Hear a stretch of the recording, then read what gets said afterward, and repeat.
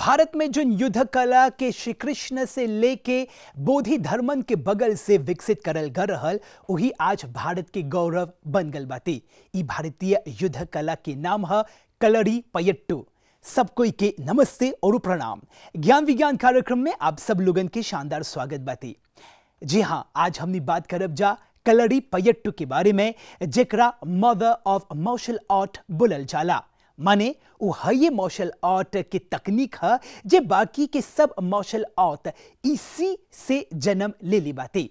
आज कलरी पयट्टू दुनिया के सबसे पुरनका मार्शल आर्ट तकनीक मानल जाला और आज भी ये कला भारत के दक्षिण प्रांत केरल में जिंदा बाती। कलरी पयट्टू मार्शल आर्ट के कुशल लड़ाके के तैयार करेला। कलरी पयट्टू दो शब्द से बनल बाती। कलरी माने कि स्कूल यानी कि व्यायामशाला, और पयट्टू माने युद्ध। कलरी पयट्टू एगो ऐसन विद्या है जिसमें सीखे के ढेर गो बरिस लग जाला। ई एगो जीवन शैली नियन बाती जे एगो आदमी के डिसिप्लिन जैसन गुण अपनावे के सिखावेला। कलरी पयट्टू के प्रैक्टिस कलरी माने कि अखाड़े में करल जाला, जेमे ईश्वर खातिर एगो छोटका कोना भी बाती। 7 बरिस के उम्र होला लइका कलरी पयट्टू सीखे के शुरू करेलन जा। कलरी पयट्टू के ट्रेनिंग एगो रेगुलर प्रोसेस है जे लगातार अभ्यास करे के चाहिए। इस ट्रेनिंग में 3 गो मुख्य भाग बाती: मैथारी, कुलथारी और अंकथारी। एगो निमन लड़ाका बने खातिर सबसे जरूरी बातें अपन देह के आर जस्ती मजबूत बनावे के, जे में हर वार सकबजा झेली। यही खातिर शरीर के मजबूती और ताकत बढ़ावे पर जस्ती जोर देवल जाला। एकर खातिर कई गो तरह के एक्सरसाइज भी करल जाला।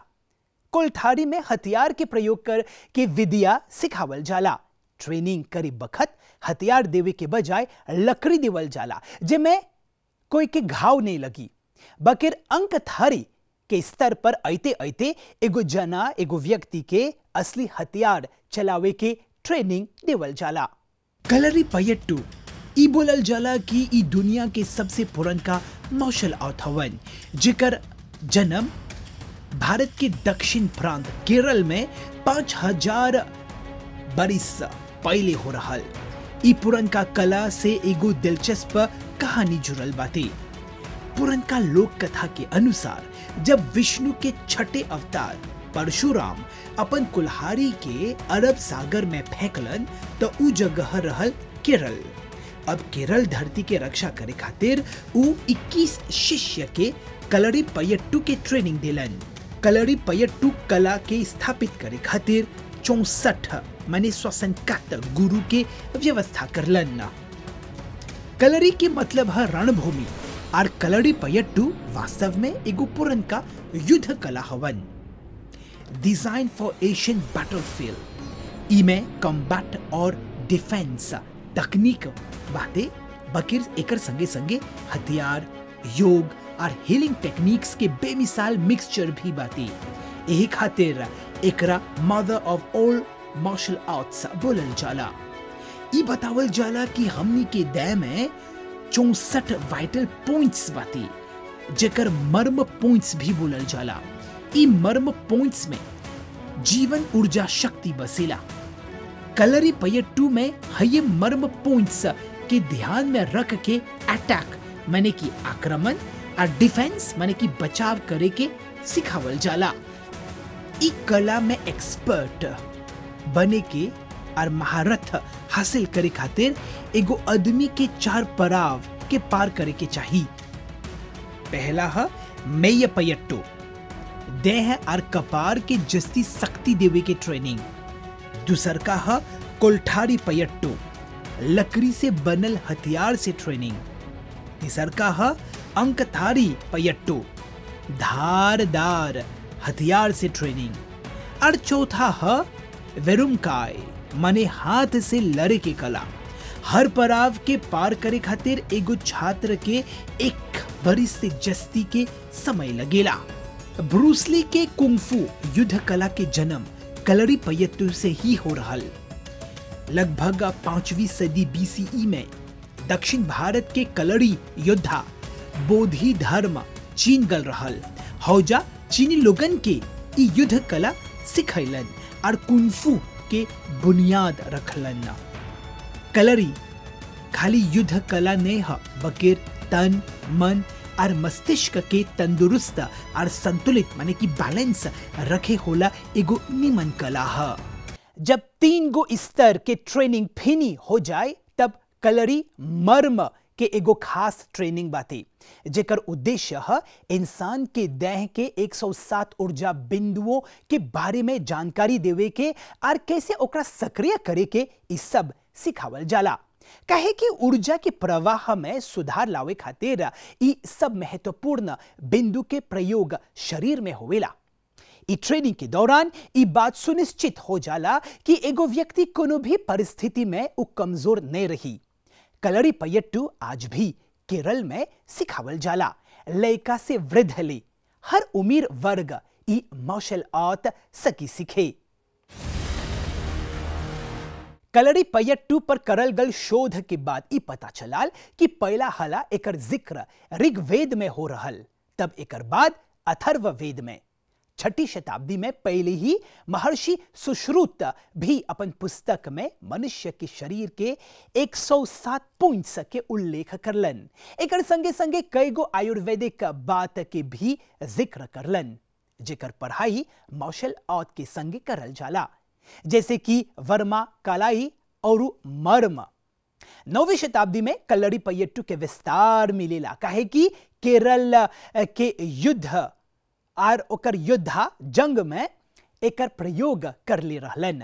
ई भी मानल जाला कि 11वीं शताब्दी में चोल राजवंश, पांड्य राजवंश और चेर साम्राज्य के बीच 100 बरिस ले अपन लड़ाई में कलरी पयट्टू के प्रयोग करल गल रहल।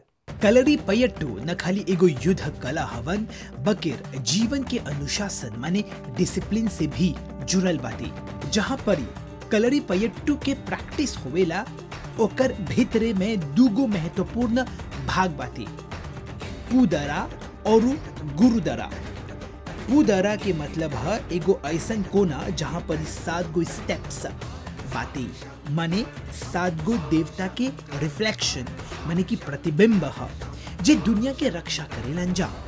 एकर अलावा पंचेंद्रिय जे 5 गो इंद्रिय माने 5 सेंसेस से जुड़ल दिया रखल जाला। पूदरा वंदनम ई एगो ऐसन विधि है जेमे प्रैक्टिस माने कि अभ्यास करे के अगाड़ी वैसे करे के चाहिए। पूदरा वंदनम पूजा अर्चना करके ही ई एगो ऐसन देशज शैली माने कि स्टाइल है जेमे कई गो प्रकार के मूवमेंट्स रहेला। कलरी पयट्टू से जुड़ल कॉम्बैट करे के अघिए से ही ई वंदनम करे के पड़ेला। तब एकर बाद गुरु के नेतृत्व माने कि गाइडेंस में उ लोग देह के मूवमेंट सिखेलन जा। ट्रेनिंग करे बखत अलग अलग प्रकार के स्टेप्स रहेला। लगातार प्रैक्टिस के करला से शिष्य लोग अपन देह पर पूरा नियंत्रण रखे के शक्ति मिल जाला। कलरी पयट्टू में योग के एगो खास भूमिका बाती, काहे कि योग की मदद से देह एकदम पूरा कंट्रोल में हो जाला। कलरी पयट्टू के अभ्यास करे बखत योग से जुड़ल कई गो हस्त मुद्रा माने कि हैंड जेस्चर्स के प्रयोग करल जाला। इमे खासकर सूर्य नमस्कार के पोस्चर शामिल बाते। सकब जा बोले कि जोन आदमी कलरी पयट्टू के प्रैक्टिस करेलन ओकरा हर रोज के योग के मुद्रा करे के पड़ेला, जेमे ओकर देह आर जस्ती फ्लेक्सिबल माने कि लचीला हो जाला। लगातार योग के करला से ही उ व्यक्ति के शारीरिक और मानसिक शक्ति मिलेला।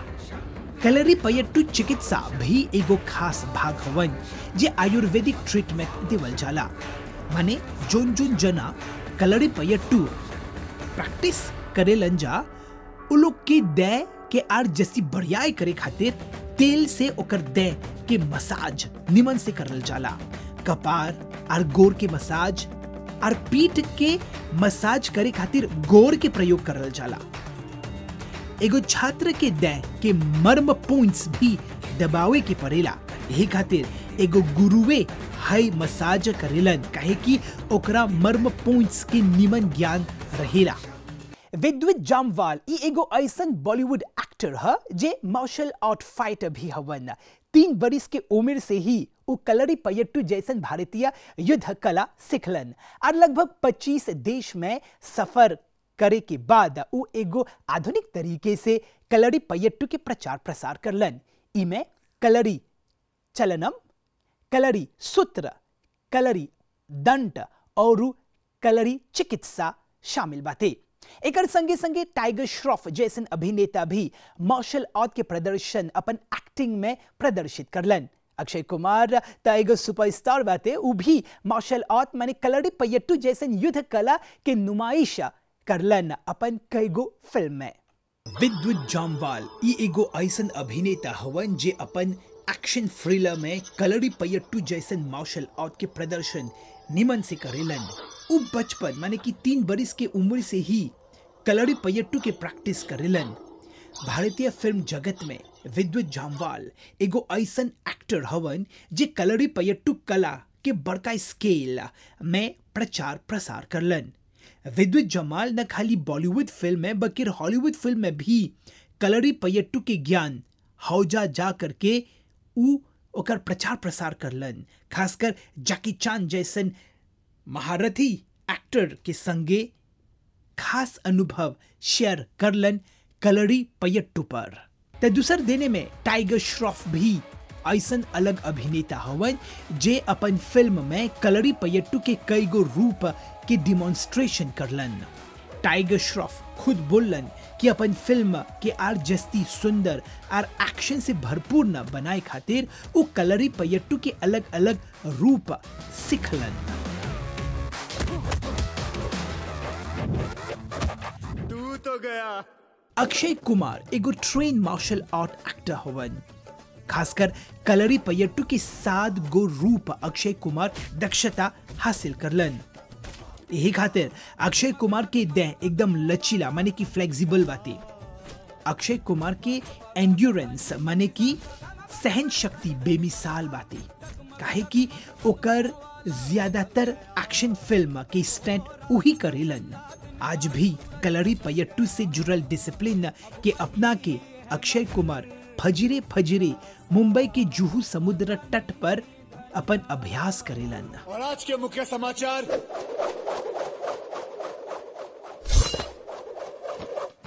समाप्त हुए। नमस्ते।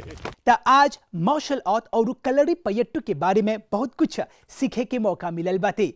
भारतीय युद्ध कला जे चीन में कुंफू बोलल जाला, ऐसन प्रकार के युद्ध कला सीखे के एगो व्यक्ति अनुशासन के पालन करे के चाहिए। और विद्युत जामवाल जैसन एक्टर कलरी पयट्टू के एगो आधुनिक आयाम देवत हवन। ता एकरे संगे ज्ञान विज्ञान कार्यक्रम हैजा समाप्त होवता। आवत बुध के एगो ऐसन ज्ञानवर्धक और रोचक विषय लेके आवब जा। तबले अभ्युदय के बगल से सब कोई के नमस्ते और प्रणाम।